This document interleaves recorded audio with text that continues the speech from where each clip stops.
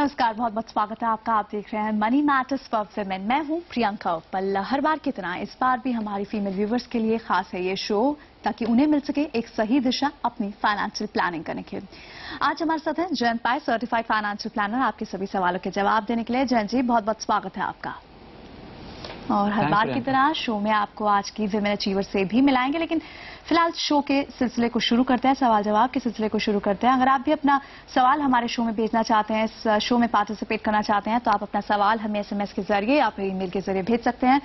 सवाल भेजने के लिए आपको अपने मोबाइल फोन से SHG हमारा कोड टाइप करके इसे भेजना होगा 57575 पर, और इसके अलावा ईमेल के जरिए shg@zenetwork.com पर भी आप अपना सवाल ईमेल के जरिए हम तक भेज सकते हैं। चलिए शुरू करते हैं। पहली कॉलर हमारे साथ ज्योति शर्मा है, कोलकाता से। इन्होंने अपना सवाल भेजा है। ज्योति जी, बहुत बहुत स्वागत है आपका, पूछिए अपना सवाल। Thank you. Hello sir. जी पूछिए सवाल अपना ज्योति। हाँ, मैं पूछना चाहती हूँ, मैं 80,000 रुपीज 15 ईयर के लिए इन्वेस्ट करना चाहती हूँ, जहाँ अच्छा रिटर्न मिले। जी, 15 साल के लिए कोई खास लक्ष्य, कोई खास टारगेट आपके दिमाग में? नहीं, बस ऐसे ही इन्वेस्ट करना चाहती हूँ 15 साल के लिए। जी, अभी फिलहाल कहीं और इन्वेस्टमेंट कर रहे हैं आपके, या आप एक बिगनर हैं?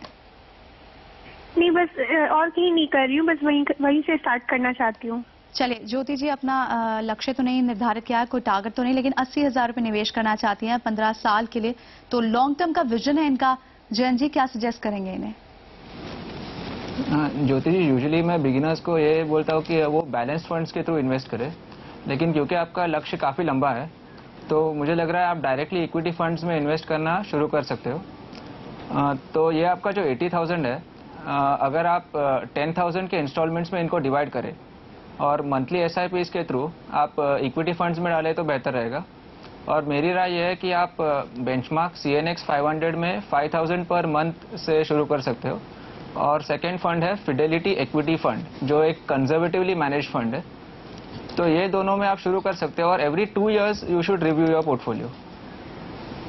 जी, तो चलिए आपके लिए यही है राय कि आप बेंचमार्क CNX 500 एक फंड है, इसके अलावा फिडेलिटी इक्विटी, ये दो फंड्स हैं, 1 साल 5 साल और लॉन्च से अब तक क्या रिटर्न्स रहे हैं इन फंड्स के, आप टीवी स्क्रीन पर देख सकते हैं। ये दो अच्छे फंड्स जिसमें आप 80,000 की अपनी इन्वेस्टमेंट को डाल सकते हैं, और नियमित रूप से आप अपने फंड को मॉनिटर भी करें, ऐसी जयंत जी की सलाह है। बढ़ेंगे आगे। अगली कॉलर हमारे साथ अलका गर्ग हैं, दिल्ली से। इन्होंने अपना सवाल हमें भेजा। अलका जी, बहुत बहुत स्वागत है, फोन लाइन पर हमारे से बनी हुई हैं, पूछे अपना सवाल। हाय, मैंने आपको बस अपना पोर्टफोलियो भेजा है। I want to know how is my portfolio and there is one another question. I don't have any insurance, so should I go for any term plan और यूलिप? जी चलिए, 1.5 साल से आप म्यूचुअल फंड में निवेश कर रही हैं, एक पोर्टफोलियो बनाया है अलका जी ने अपना। एक नजर डाल लेते हैं कि किस तरह का पोर्टफोलियो है, कहाँ इन्वेस्ट कर रहे हैं। रिलायंस इंफ्रा में 1,000 रुपए हर महीने इन्वेस्ट कर रहे हैं। इसके अलावा रिलायंस डाइवर्सिफाइड पावर में, HDFC टॉप 200 में 2,000 रुपए हर महीने इन्वेस्ट कर रहे हैं। इसके अलावा इनके पोर्टफोलियो में Reliance regular saving equity fund, BSL equity fund, ये भी फंड्स है जिसमें हर महीने निवेश कर रही हैं। तो अच्छी खासी रकम हर महीने इन्वेस्ट कर रही हैं और पिछले 1.5 साल से इन्वेस्ट कर रही हैं। जयंत जी, कैसा इनका पोर्टफोलियो? और जैसा कि इन्होंने जाना कि इंश्योरेंस नहीं है इनके पास, इंश्योरेंस प्लान भी इस पोर्टफोलियो के अलावा, इन फंड्स के अलावा किसी इंश्योरेंस स्कीम में भी इन्वेस्ट करने की आप सलाह देंगे? पहला इनका जो सवाल है उनके पोर्टफोलियो के बारे में, मुझे लग रहा है पोर्टफोलियो काफ़ी अच्छा है। इसमें एक लार्ज और मिड कैप सबका एक अच्छा बैलेंस है। सिर्फ जो रिलायंस इंफ्रा फंड है वो काफ़ी नया फंड है, तो मुझे लग रहा है जो भी SIP का जो साइकिल है वो पहले कंप्लीट करे और उसके बाद 1 साल तक इसको मॉनिटर करे। और अगर 1 साल के बाद अगर इसका परफॉर्मेंस खराब रहा है तो वो HDFC इंफ्रास्ट्रक्चर या ICICI इंफ्रास्ट्रक्चर में स्विच कर सकती है, लेकिन अभी थोड़ा पेशेंस रखे तो इसमें अच्छा है। और दूसरा जो इंश्योरेंस का सवाल है, मैं हमेशा यही राय देता हूँ कि लोग टर्म इंश्योरेंस ही ले, और विद इन टर्म इंश्योरेंस जो ऑनलाइन पॉलिसीज़ है, अगर आप थोड़े इंटरनेट से परिचित हो तो ये जो ऑनलाइन पॉलिसीज़ है ये बहुत ही सस्ते और अच्छे हैं, क्योंकि इसमें आपको बड़ा एक अमाउंट इंश्योर कर सकते हैं for very low premium.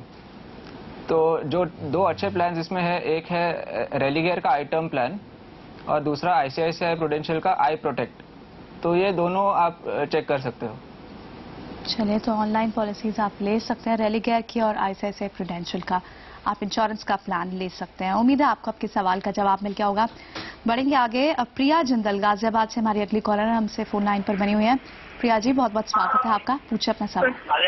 Sir मैं ये जानना चाहती हूँ कि मुझे 2 से 3 हजार रुपए में इन्वेस्ट करना चाहती हूँ monthly. Risk capacity is low, तो मैं कहाँ निवेश करूँ ताकि मुझे अच्छा रिटर्न मिल सके? जी प्रिया जी, जो आपने सवाल भेजा वो अपनी माता जी के लिए, यानी उनकी उम्र बताकर किया था, उनके लिए इन्वेस्ट करें? अराउंड 52 है जी। तो मैं मम्मी के लिए निवेश करना चाहती हूँ, जानना चाहती हूँ कहाँ निवेश करूँ ताकि मुझे अच्छा रिटर्न मिल सके। चलिए, ताकि उनके रिटायरमेंट के समय कुछ सहूलियत उनके लिए हो पाए, उनके लिए कुछ जमा पूंजी हो, उसके लिए शायद अभी से प्लान करना चाहते हैं प्रिया जी। 52 ईयर्स, 52 साल बताया इन्होंने इनकी माता जी की उम्र है। 2 से 3 हजार यानी टाइम होराइजन इनके पास भी एक लिमिटेड है, तो कहाँ ये इन्वेस्ट कर सकते हैं प्रिया जी? जयंत जी। क्योंकि उनका अमाउंट जो इन्वेस्ट कर सकते हैं ज़्यादा बड़ा नहीं है, मुझे नहीं लगता है कि उनको एक फंड से ज़्यादा में इन्वेस्ट करना चाहिए। और जो ऑप्शंस है ना, उसमें एक बैलेंस्ड फंड्स या मंथली इनकम प्लान्स, ये कैटेगरी में से कोई एक फंड चूज करे। मंथली इनकम प्लान्स में ये मत आप समझिए कि इसमें मंथली इनकम एश्योर्ड या गारंटीड है। ये सिर्फ it's a different type of a balanced fund जिसमें डेट इंस्ट्रूमेंट्स का निवेश ज़्यादा है, से अराउंड 80-85%, और इक्विटी अराउंड 15 to 20% है। यूजुअल बैलेंस्ड फंड्स में अराउंड 65% इक्विटी में रहता है। तो अगर उनका रिस्क लेने की क्षमता कम है तो अगर वो मंथली इनकम प्लान्स में डाले तो बेहतर रहेगा। और 2 अच्छे मंथली इनकम प्लान्स है, एक HDFC MIP और एक रिलायंस MIP। ये दोनों में से किसी एक वो चूज कर सकती है। जी, तो चलिए आपके लिए यही सलाह है कि आप बैलेंस फंड में चूज कर सकते हैं। आपने बैलेंस फंड की 2 ऑप्शंस आप टीवी स्क्रीन पर देख सकते हैं। HDFC प्रूडेंस एक अच्छा बैलेंस फंड है जिसमें आप इन्वेस्ट कर सकते हैं, या फिर DSBR का भी बैलेंस फंड है जहां आप इन्वेस्ट कर सकते हैं। इसके अलावा MIP काफी सेफ रिटर्न्स माने जाते हैं, एक रीजनेबल लॉक इन पीरियड माना जाता है। इनमें भी इनके भी विकल्प मौजूद हैं जहां आप अपने लिए इन्वेस्टमेंट की ऑप्शन चूज कर सकते हैं।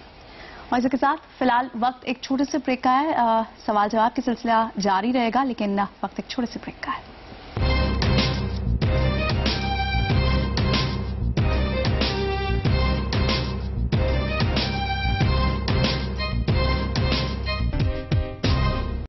ब्रेक के बाद एक बार फिर आपका स्वागत है। आप देख रहे हैं मनी मैटर्स फॉर विमेन और हमारे साथ आज हैं जयंत पाया आपके सवालों के जवाब देने के लिए।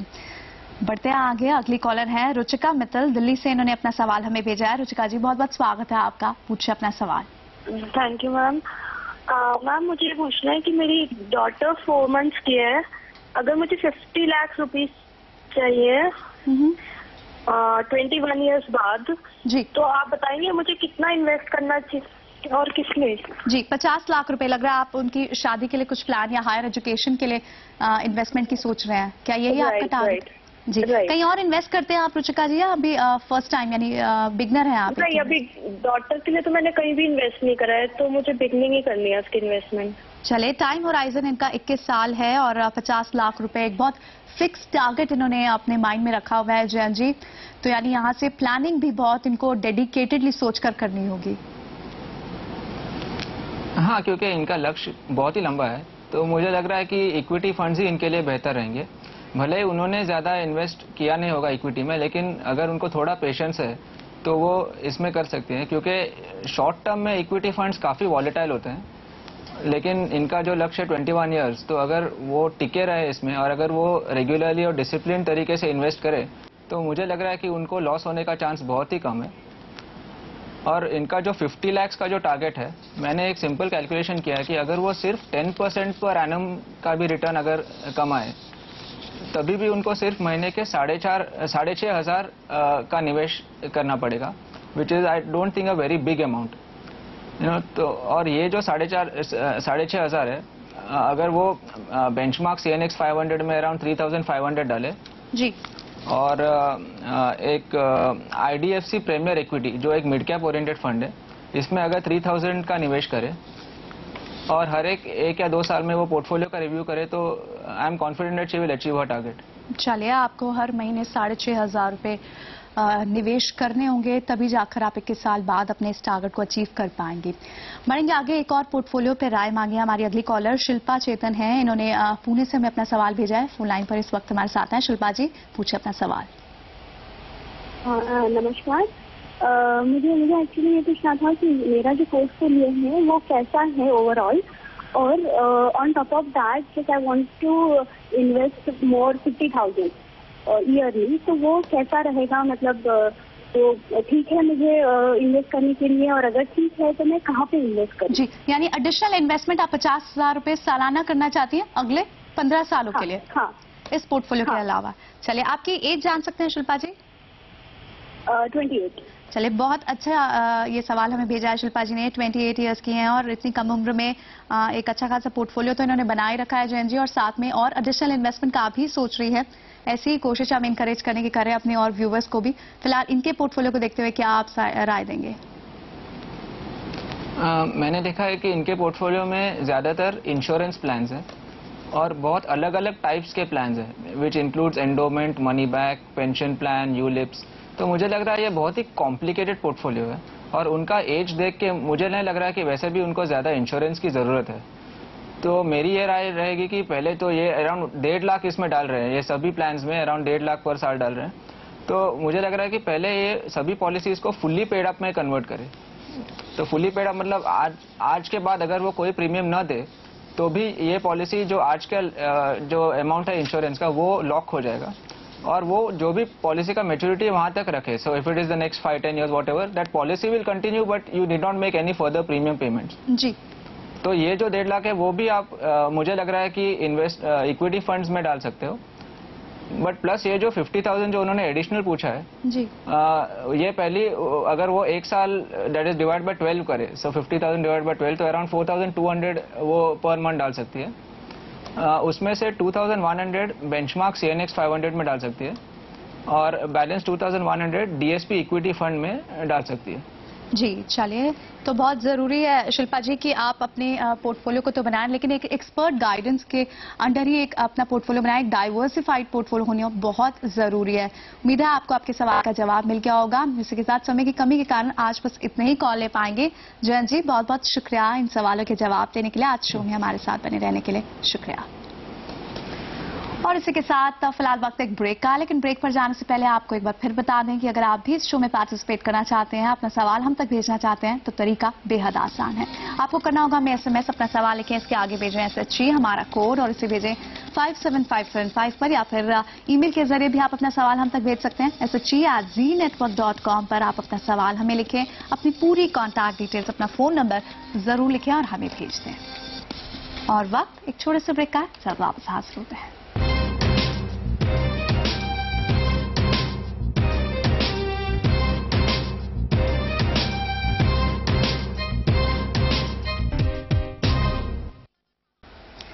ब्रेक के बाद एक बार फिर आपका स्वागत है, और अब पारी है आज के हमारी अचीवर की।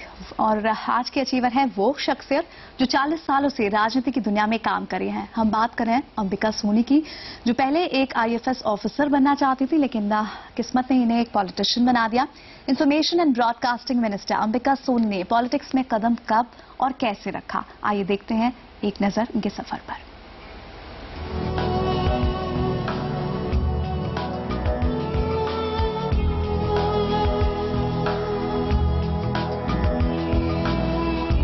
कहते हैं दिल में अगर जज्बा और हौसला हो तो हर नामुमकिन चीज मुमकिन हो जाती है। हम बात कर रहे हैं सूचना प्रसारण मंत्री अंबिका सोनी की। 1942 में पंजाब में ICS पिता के घर जन्मी अंबिका सोनी शुरुआत से ही समाज सेवा में काफी रुचि रखती थी। पढ़ाई लिखाई के साथ साथ ये समाज सेवा करती रहती थी। 1961 में IFS ऑफिसर उदय सोनी से शादी के बाद ये क्यूबा चली गयी। वहाँ अपनी गृहस्थी चलाने के साथ साथ पढ़ाई लिखाई करती रही, लेकिन शायद किस्मत को कुछ और मंजूर था। अंबिका सोनी की समाज सेवा से प्रभावित इंदिरा गांधी ने 1959 में कांग्रेस विभाजन के दौरान इन्हें भारत बुलाया और कांग्रेस वॉलंटियर के रूप में काम करने को कहा, और यहीं से अंबिका सोनी ने पॉलिटिक्स में कदम रखा। और उसके बाद 1975 में यूथ कांग्रेस के अध्यक्ष बनने के बाद अंबिका सोनी का राजनीतिक कद बढ़ता ही गया। एक साल बाद ही यानी 1976 में अंबिका सोनी पंजाब से राज्यसभा के लिए चुन ली गयी। उसके बाद ऑल इंडिया महिला कांग्रेस से लेकर ऑल इंडिया कांग्रेस कमेटी जैसी कई बड़ी संस्था में महत्वपूर्ण पदों की जिम्मेदारियां अंबिका सोनी ने बखूबी निभाई। फिर क्या, जनवरी 2006 में अंबिका सोनी को भारत सरकार में पर्यटन मंत्रालय जैसा अहम विभाग दिया गया, और UPA 2 में भी अंबिका सोनी कांग्रेस अध्यक्ष सोनिया गांधी की खास बनी रही और फिलहाल सूचना प्रसारण जैसे दमदार विभाग की मंत्री हैं। पर्यटन मंत्री के तौर पर अंबिका सोनी ने इनक्रेडिबल इंडिया मीडिया कैंपेन चलाकर खूब सुर्खियां बटोरी। सामाजिक और पारिवारिक जिम्मेदारियों को बखूबी निभाने के साथ साथ अंबिका सोनी पिछले 40 सालों से राजनीति की रफ्तीली राहों पर दौड़ रही हैं और सफलता खुद इनके कदम चूम रही है। और इस वक्त अंबिका सोनी जी हमारे साथ बनी हुई हैं। चलिए उनसे बात करते हैं। अंबिका जी, बहुत बहुत स्वागत है आपका मनी मैटर्स फॉर वुमेन में। पॉलिटिक्स में आप काफी लंबे अरसे से जुड़ी हुई हैं, कैसी रही है अब तक की आपकी पॉलिटिकल जर्नी? आपका एक्सपीरियंस जानना चाहेंगे। इस साल जून में 41 साल पूरे हो जाएंगे। एक लंबा सफर, मेरी सारी काम करने वाली जिंदगी राजनीति में आप कहें या पब्लिक लाइफ में आप कहें या कांग्रेस पार्टी के एक्टिविस्ट के रूप में निकली है। उतार चढ़ाव हुए हैं, लेकिन क्योंकि मैं आज भी इतने सालों के बाद अपने आप को पॉलिटिशियन नहीं मानती हूं, एक एक्टिविस्ट के रूप में देखती हूं, तो कभी मायूसी नहीं आई। मायूसी आई है तो दूसरे कारणों के लिए, अपने उतार चढ़ाव के लिए नहीं। जी बिल्कुल, हिम्मत और हौसले से आप आगे बढ़ती रही हैं, लेकिन राजनीतिक जिम्मेदारियां होने के साथ साथ पारिवारिक जिम्मेदारियां भी एक महिला को, एक औरत को निभानी पड़ती हैं। किस तरह से आपने दोनों के बीच में संतुलन बनाया, बैलेंस बनाया? बहुत मुश्किल है, क्योंकि एक महिला को दो जिम्मेवारियां ठीक तरह से निभानी पड़ती हैं। ये कहूं कि मैंने अपने घर गृहस्थी का काम छोड़ दिया और सिर्फ पॉलिटिक्स में जुड़ गई, उचित नहीं होगा। परिवार होते हैं, परिवार में आदमी की कुछ प्राथमिकताएं होती हैं, कुछ दायित्व होते हैं। तो क्योंकि मेरे हस्बैंड फॉरेन सर्विस में थे, अधिकतर बाहर विदेश सेवा में उनकी करियर काफी बाहर रहा, तो मेरा लड़का, हम लोगों का एक ही बच्चा है, एक लड़का, और उसकी परवरिश मैंने स्वयं यहाँ हिंदुस्तान में रहते हुए उसकी की, देखभाल की। और जब मेरे हस्बैंड की पोस्टिंग हिंदुस्तान में होती थी तो खैर दोनों भूमिकाएं निभाएं, एक गृहिणी की और एक पॉलिटिकल एक्टिविस्ट की। मुश्किल है, खास कर दो मुल्कों में रहना इतना आसान नहीं, लेकिन हुआ, किया, निष्ठा थी। जी बिल्कुल, निष्ठा थी और सब कुछ मुमकिन हो पाया। लेकिन जब आपने राजनीति में उतरने का ये फैसला लिया तब आपकी शादी भी हो चुकी थी। परिवार का, आपके पति का आपको कितना साथ मिला? मैं आपको एक छोटा सा उदाहरण दूं। एक दफा पार्टी के अभियान, इलेक्शन के अभियान के लिए मुझे वेस्टर्न उत्तर प्रदेश जाना पड़ा। तो हम लोग एक ग्रुप में थे, कुछ महिलाएं, कुछ नौजवान, और हम घर घर जाकर प्रचार कर रहे थे। तो कुछ समय के बाद वहां गांव के बुजुर्ग प्रतिष्ठित लोग लठ लेकर खड़े हो गए कि ये कहाँ की परंपरा है कि लड़कियां, लेडीज हमारे गांव घरों में आएंगी। इस तरह का भी एक सोच हुआ करती थी। तो उस वक्त अगर अपना परिवार अपने साथ ना होता तो मैं नहीं समझती कि मेरे लिए उतना आसान होता राजनीति में काम करना जितना मैं कर सकी। मेरे पति, मेरे पिता, मेरे परिवार, इन सब ने मेरी पूरा समर्थन किया। बिल्कुल, सबका सपोर्ट मिला आपको, इसलिए आप एक एग्जाम्पल की तरह भी हैं बहुत से लोगों के लिए। अंबिका जी, हमारा ये शो खास महिलाओं के लिए और हमारी फीमेल व्यूवर्स को क्या आप कहना चाहेंगे, क्या एक मैसेज देना चाहेंगे? जिस तरह से महिलाएं आज सशक्त होने के बाद हर फील्ड में आप महिलाओं का योगदान देख सकते हैं, और जब 33% रिजर्वेशन होने के बाद एक और मजबूत तौर पर आवाज उठेगी, तो मुझे लगता है कि जो इस मुल्क की 50% आबादी है वो 75% के तरह काम करेगी। चलिए, बहुत बहुत शुक्रिया अंबिका जी, हमसे बात करने के लिए, ये वैल्यूएबल टिप्स देने के लिए, अपना एक्सपीरियंस हमसे शेयर करने के लिए शुक्रिया आपका। और इसी के साथ मनी मैटर्स फॉर वुमेन में आज बस इतना ही। अगले हफ्ते फिर होगी आपसे मुलाकात। नमस्कार।